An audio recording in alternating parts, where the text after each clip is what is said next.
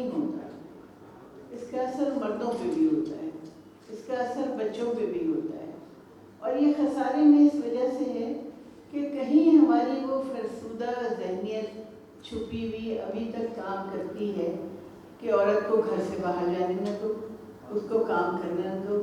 بھائی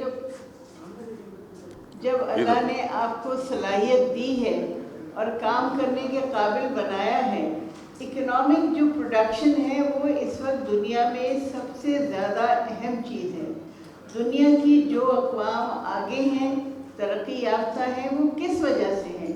اس لیے کہ وہاں عورت بھی کام کرتی ہے اپنی صلاحیت کے مطابق۔ تو جب تک ہم اس کو ایکسیپٹ نہیں کریں گے کہ واقعی عورت اور مرد جو ہے وہ گاڑی کے دو پہیے ہیں، یہ نہیں ہو سکتا کہ صرف ایک پہیہ جو ہے وہ چلتا رہے اور دوسرا جو ہے اس کو بیکار ریڈنڈنٹ کر کے گھر میں ڈال دیا جائے۔ ایک اور بات میں یہاں پہ یہ غلط فہمی بھی دور کرنا چاہتی ہوں کہ عورتوں کی یہ جو جدوجہد ہے، عورتوں کی جو یہ لڑائی ہے، یہ مردوں کے خلاف نہیں ہے، یہ سسٹم کے خلاف ہے۔ ایک سسٹم جس کو ہم پیٹریارکل سسٹم کہتے ہیں یا پدر شاہی نظام کہتے ہیں، جس نے سبجوگیٹ کر رکھا ہے عورت کو، یہ لڑائی جس میں اس کو برابری نہیں دی جاتی، جس میں اس کے حق پہ پابندیاں لگائی جاتی ہیں، اس کی ایجوکیشن پہ پابندی لگائی جاتی ہے، اس کی موبلٹی پہ پابندی لگائی جاتی ہے، اس کو یہ فیصلہ کرنے کا اختیار نہیں دیا جاتا کہ وہ کہاں اور کس سے شادی کرنا چاہتی ہے، وہ کتنے بچے پیدا کرنا چاہتی ہے۔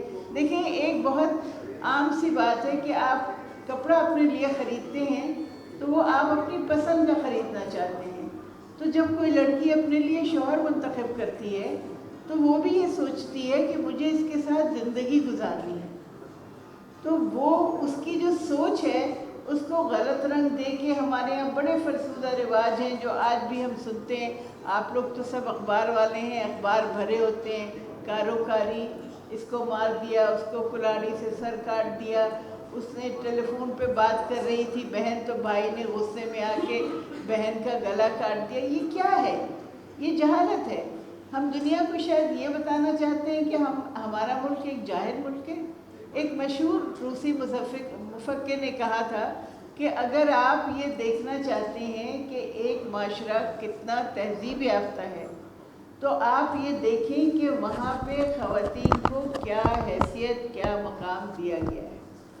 اس لیے کہ خواتین جو ہیں وہ آپ کی زندگی کا ایک اہم حصہ ہیں، وہ پورا ایک خاندان چلاتی ہیں، وہ پورا ایک گھر کا نظام چلاتی ہیں۔ وہ بڑوں کی، بزرگوں کی دیکھ بھال گھر میں کون کرتا ہے؟ خواتین ہی کرتی ہیں۔ بچوں کی دیکھ بھال کون کرتا ہے؟ خواتین کرتی ہیں۔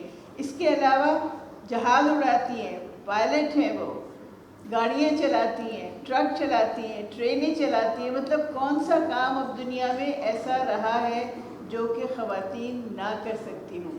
اس لیے ابھی تک اس بات پہ قائم رکھنا کہ ہم میں اور عورتوں میں تفریق ہے یا وہ ہم سے کمتر ہے، کوئی کسی سے کمتر نہیں ہے۔